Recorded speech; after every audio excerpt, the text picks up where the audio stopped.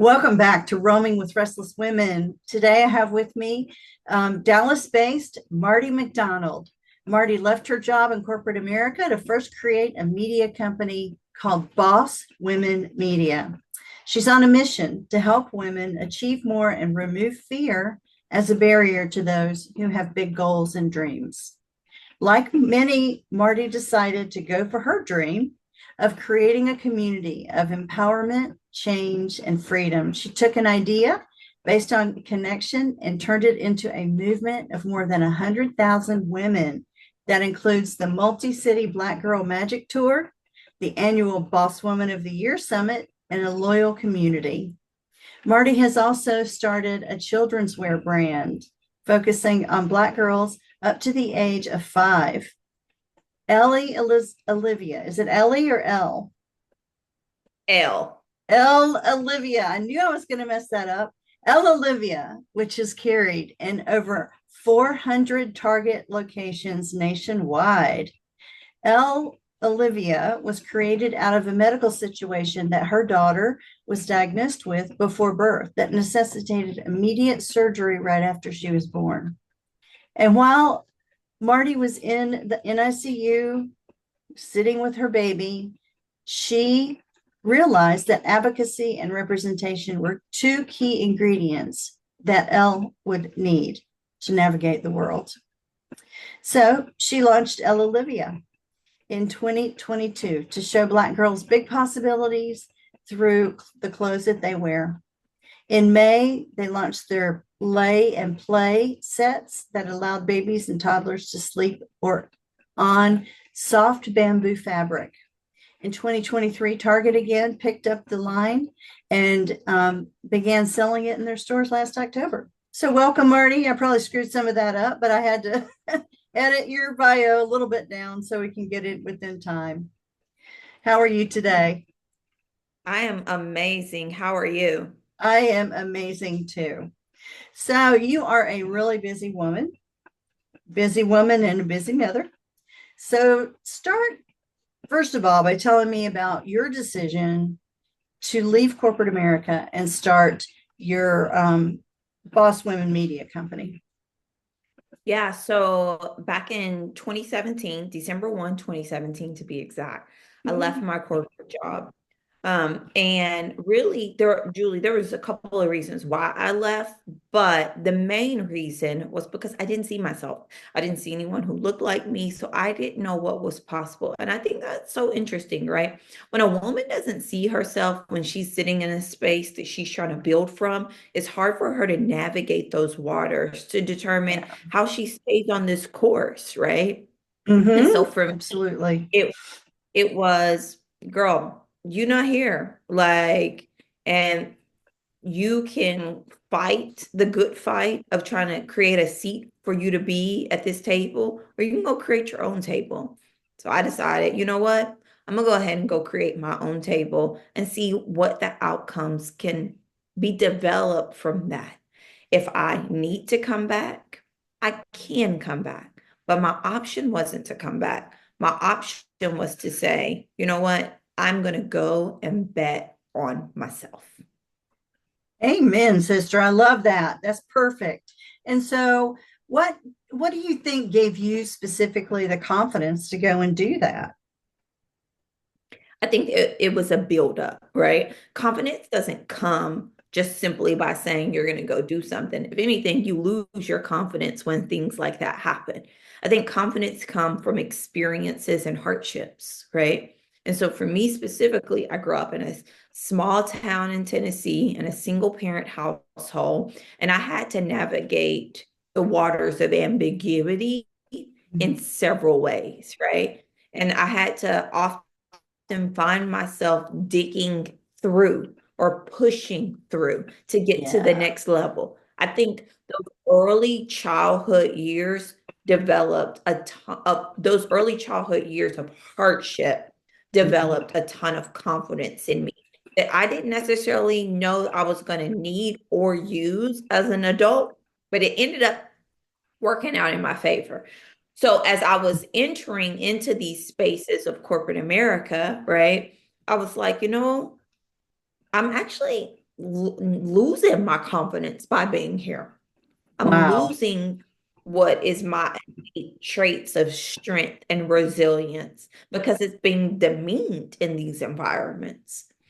And I always like to say confidence begets confidence, right? Mhm. Once you gain a little bit, the next level will come, the next level will come, and then the next level will come. And so if I got the yes from the job offer, it gave me a little bit more confidence, right? But Absolutely. ultimately, what I realized was that the confidence wasn't coming strictly from the people. It needed to come from me. And that took a lot of soul searching and a lot of digging to discover my own confidence and really what made me stand out. There you go. I love that. And so when I'm assuming that you got married or had a partner when you were in corporate America, and then you guys were married, or then you had a baby. Tell me about your personal journey there. So when me and my husband got married at a real young age, I Okay. was 25 when we got married. And me and my husband had been trying to have a family for a long time, right? Yeah. And we experienced a couple of miscarriages when we were Mm, doing that, when in that yeah. process. And so in the thick of 2020, when the world was a little bit silent, I finally got pregnant and I stayed pregnant and I had my daughter Elle. Mm. But when I got pregnant at 24 weeks, she got diagnosed with something called congenital diaphragmatic hernia, which basically meant her spleen, liver, and intestines were in her chest. And we would have Oh. to have a surgery to move it back in its right place so that her lungs could fully develop. And Ooh. so that was probably one of the hardest experiences I've ever had to face going into the NICU and dealing with that. But what it taught me was through that experience, how to show up and what type of mom I needed to be for her. And it showed me that I needed to teach my daughter how to advocate for herself. That seems like such a simple skill, but you'd be Uh-huh. surprised how folks do not know how to advocate for themselves. And that Yeah. NICU experience taught me that representation isn't synonymous. And she needed to see herself in this world through all areas and all exposure to know what was possible for herself. And that was my very early on lessons as a new mom that I Wow. was trying to educate for her. Oh, wow. And so tell me about how that turned into building a clothing line, because that's pretty amazing. So, um, when we were in the NICU and we didn't see many doctors or people in leadership who looked like us, right? And it Mm. left me kind of problem solving for her future, right? And I remember one day I was in Target. This was about 8 months later after we left the NICU, and we brought a baby home and she got healthy and she was perfectly fine. Um, I remember looking for something that I could showcase to her that had a character that looked like her, and I didn't see it. So I left Target that day, and it was just one of those very much so out of body experiences of you're supposed to go create it. It was like somebody was pointing their finger at me, God saying, you're supposed to go create it. And that's what I did. And Oh, 6 months later, we launched a collection of a play and a lay collection for the moms. It was a mommy and me collection and pajamas for the little girls. And then I sent a cold pitch email to Target and I said, hey, there are some gaps in your store. And I've developed this collection. It would be a perfect brand for Target. And we got awarded over 400 Targets to launch everyday collection, a holiday collection, a spring collection, summer collection in. That is so incredible. Good for you. That took a lot of courage just in and of itself to reach out to a brand as big as Target with, the stores that they have. And that's amazing that you just went for it. That's crazy. I love it. I love it. That's perfect. So tell me Yeah. about the collection. What pieces do you have? What characters do you have? And how do they represent? Yeah, so the collection is called, the brand is called Elle Olivia. It's a lifestyle brand. It's a lifestyle brand for Black and brown little girls to see themselves in everyday moments. We've launched with a signature collection, which is what we call our play and lay sets. Essentially, they're pajamas that are functional enough and designed that it's elevated enough for you to wear during the day as well. Um, Through our character Elle Olivia. Elle She's artistic, she's charismatic, she's uplifting, she's inspiring. And she showcases to Black and brown little girls their beauty, right? She's this beautiful character on the face of every shirt. She dreams big. She has these beautiful affirmations that she speaks through her big sunglasses, like dream Oh, big, possibilities are endless. Or she says, you get it from your mama, because that's where every little mama gets everything that she has from. And then her unique aspect is she changes her hair. Sometimes she wears braids with beads. Sometimes she wears her afro. Sometimes she wears puffs. But a little girl allows themselves to be seen through this character. And so she's we have backpacks, we have books. We're in the process of launching some new ways and through expression of how we bring her to life. That's really exciting.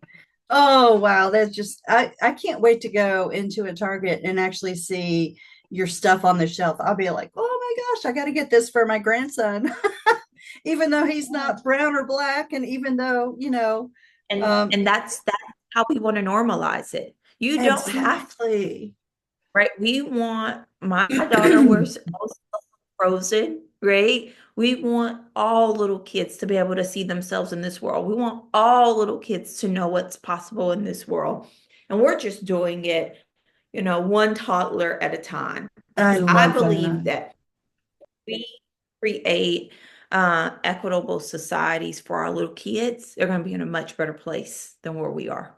I hope so. I fervently believe that just based on interactions that I've had with my little nieces and great nieces and nephews, grand nieces and nephews, sorry. Um, Kids are colorblind and all they want to do is play. Why That's don't we it. just let them play with whoever they want to play? Who do they click with? Forget all the rest of it, right? It's kids playing. It's wonderful. So Yeah. tell me, how do you balance, going back to kind of a more personal take on you yourself, how do you balance all of this work that you've got going on with also being a mom? I don't even know what that means, Julie. Here's what I believe. I believe that you make time for what's important for you, right? And so for Yes. me right now in this season of life, what is incredibly important for me is that I'm a wife and I'm a mom and that I'm present in those moments, right? Yes. Also betting on myself. I want my kids and my husband to see that, and they have a front row seat to that. They will be able to say, man, my mom believed in herself. And because she did, I have the tools to do the same, right? And whatever that looks like from a day-to-day perspective is Mhm. how I balance it, right? Now, I'm Yeah. not out here baking chocolate chip cookies from scratch for my kids to eat when they get home from school. But so there's some substitutes that are involved, right? But I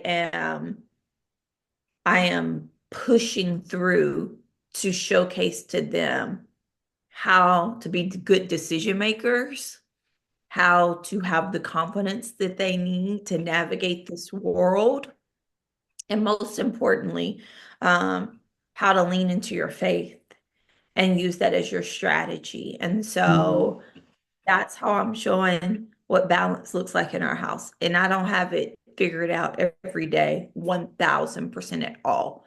I'm just navigating the waters in a way that's smart and strategic and that has a ton um of being able to maneuver in a way that is flexible. I have three kids Yes. at the age of 4. I have to be flexible every day. So Wow. yeah, So you went on after Elle to have two more? I had twins. Oh, Um, congratulations. yeah, so it was unexpected. Did not know. But I have 19-month-old twins, and man, yeah, it's a lot going on in our house to say the least. Wow. Are they boys or girls or both? A boy and a girl. Oh, how sweet. Oh my goodness. I can't even imagine having two at one time. Oh my Yeah, goodness. And now three underneath, 4 years crazy. old. Yeah. Wow. Well, congratulations on that. Is there anything that you have on your docket coming up that you want to mention to Yeah, our absolutely. population? Yeah, tell me what's going on with you. So recently got a book deal, super excited about it. And my book releases this October. It's called Audacious. It is a bold guide for you to live the life and career of your dreams. It really is what I like to say, a blueprint for folks to bet on themselves, right? Oh, It takes you through a lot of frameworks that I've learned over the past 7 years of building a seven-figure business. And the waters that I've had to navigate, but most importantly, how I've been able to put myself in rooms and positions to pitch some of the world's largest brands and how I've been able to deliver. So if you're someone who's trying to figure out how do I go from A to B in my career and in my life, this book right here, Audacious, is your guide in oh, doing this. looks It beautiful. that means so many incredible lessons for $27 that have cost me hundreds of thousands of dollars that I can't wait for the world to get busy. And it's coming out in October of 25.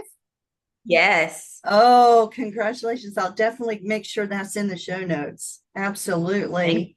And we'll have to bring your podcast back in October too and relaunch yes. it with your book launch. That would be awesome. Thank you. Yeah. So I have three questions that I ask at the end of every interview, and we're coming to the end. So let me just go ahead and start with these. The first one is if you can close your eyes, Hmm. and I'm going to say a couple things, and I want you to tell me what appears in your mind. Wise Okay. woman, wise woman. So open your eyes and tell me what showed up. A wise woman, something that showed up was a woman who was just beautiful and had a posture and a statue about her. And she was fearlessly going after everything that she desired. There you go. I love that. And where do you like to roam? Where do I like to roam? Oh my God. I love to roam in the stores of which I can create. I love it. A home goods run where I get to pick out some new pillows because it's about to be spring. You can find me roaming in those areas and creating and dreaming in my head and envisioning. God gave me the gift of vision very well and distinctly, and I love to do that in all aspects of my life. Oh, that's beautiful. Spoken as a true designer. I wish I had the eye, but I don't. And final question. What makes you restless, but in a good way? What makes me restless is making sure that my children's children are set up for a future that is equitable and sustainable, I that love they that. have resources and tools that create true equitable society is That's what I'm committed to doing. That's beautiful. I'm restless for that too, frankly. Well, thank you so much, Marty. I've loved this. I will make sure, folks, that all of the information that you need to contact Marty, both her clothing line, as well as her book coming up, as well as her media company. I'll make sure all of that is in the show notes. And thank you again, Marty, for being with us. Thank you so much, Julie, for having me.